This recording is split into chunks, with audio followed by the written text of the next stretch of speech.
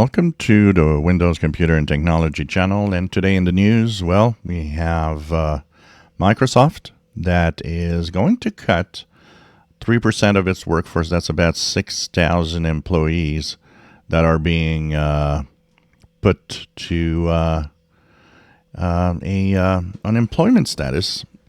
So, of course, they will be giving them packages and all, but still, that follows the 10,000 or about 5% from, was it last year, late last year? So Microsoft really trying to make the company a little smaller. Yet, we see that their revenues have been like an all-time high. They had a revenue of $70 billion.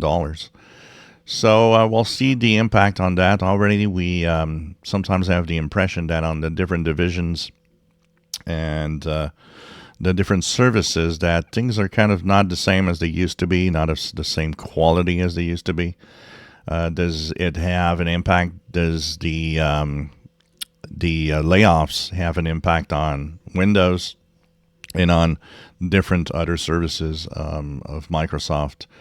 It is across different countries, so it's not just the United States, it's really across different countries. And they're kind of just trying to apparently cut the fat and be a little leaner. But, sometimes it's not always the best thing. It's always also sad to see a company making more money, but laying off people at the same time.